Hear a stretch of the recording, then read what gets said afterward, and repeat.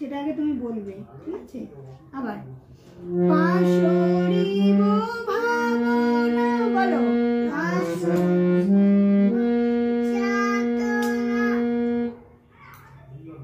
আমি বলবো পাশরিব ভাবনা, তুমিও বলবে পাশরিব ভাবনা, তারপর আমি আবার বলবো পাশরিব যাতনা, তুমি আবার বলবে, পাপা গান পারে না, তারপর তুমি আবার বলবে পাশরিব যাতনা, ঠিক আছে?